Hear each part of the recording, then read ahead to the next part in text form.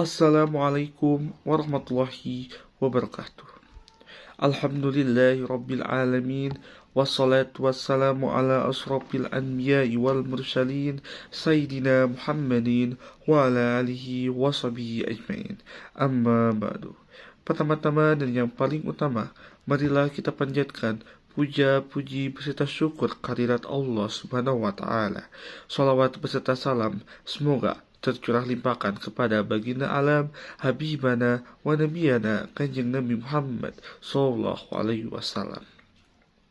Sebelumnya izin memperkenalkan diri, saya M. Saiful Hanan dari kelas C223 Hukum Angkatan 2023 dengan NPM 30123063 akan memaparkan materi mengenai hakikatul ibadah.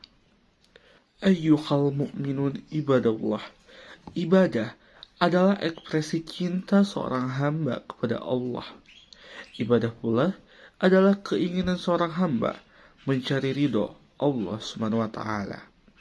Karena ibadah inilah Allah menciptakan makhluk-makhluknya, jin dan manusia. Dan untuk hal itu Allah mengutus rasul-rasulnya. Allah Subhanahu wa Ta'ala berfirman dalam Quran surat Az-Zariyat ayat 59. A'udzu billahi minasy syaithanir rajim. Bismillahirrahmanirrahim. Wa ma khalaqtul jinna wal insa illa liya'budun.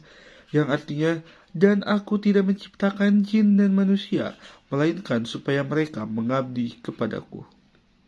Dalam firman-Nya yang lain, Allah Subhanahu wa Ta'ala berfirman, Bismillahirrahmanirrahim. Walaqad ba'atsna fi kulli ummatin rasulan an i'budullah. Yang artinya, dan sungguh-sungguh kami telah mengutus Rasul pada setiap-tiap umat untuk keseluruhan. Sembahlah Allah. Quran Surat An-Nahl ayat 39. Dan dalam firman-Nya yang lain, Allah Subhanahu wa Ta'ala berfirman, Bismillahirrahmanirrahim. Wa ma arsalna min qablika min rasulin illa nuhi ilaihi annahu la ilaha illa anna fa'budun. Yang artinya, dan kami tidak mengutus seorang rasul pun sebelum kamu, melainkan kami wahyukan kepadanya bahwasannya tidak ada Tuhan yang hak melainkan aku. Maka sembahlah olehmu sekalian akan aku. Quran Surat Al-Anbiya ayat 25. Dan masih banyak ayat-ayat semakna yang menjelaskan bahwa tujuan Rasul-Rasul Allah diutus agar Allah disembah. Ayyuhal mu'minun ibadallah.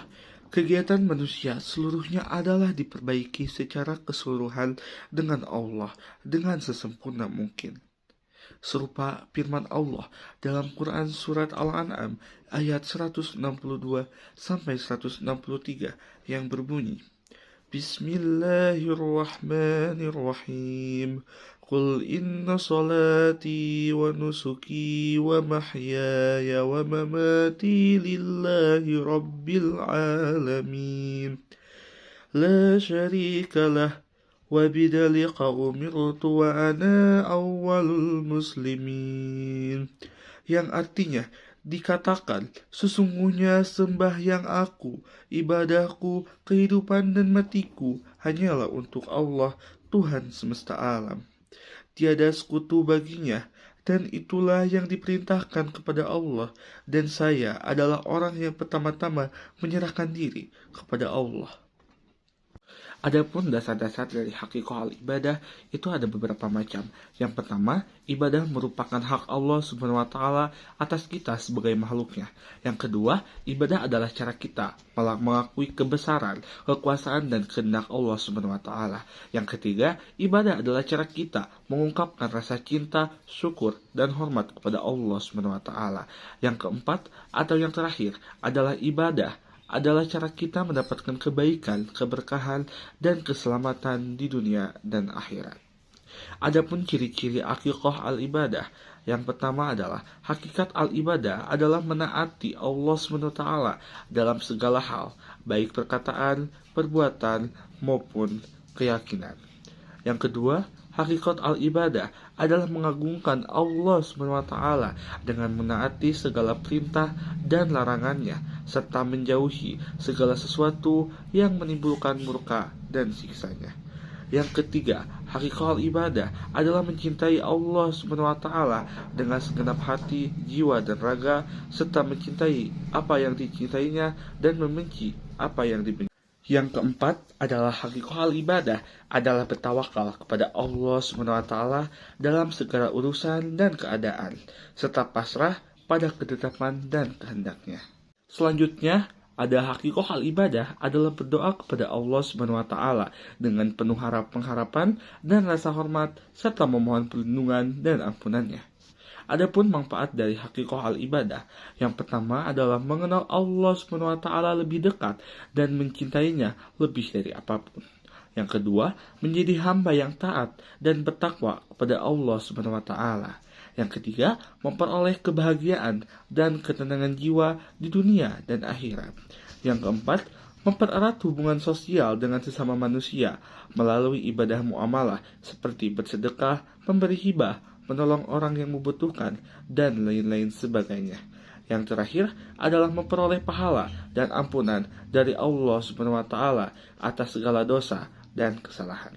Adapun hambatan-hambatan dalam mencapai hakikat ibadah, yang pertama rendahnya sikap toleransi, yang kedua adanya kepentingan politik, yang ketiga banyaknya godaan syaitan. Namun di balik hambatan-hambatan itu ada beberapa cara agar kita mencapai hakikat al-ibadah. Yang kedua, memperkuat niat dan ikhlas dalam beribadah, karena niat adalah dasar dari segala amal. Yang kedua, menambah pengetahuan dan pencerahan tentang Tuhan.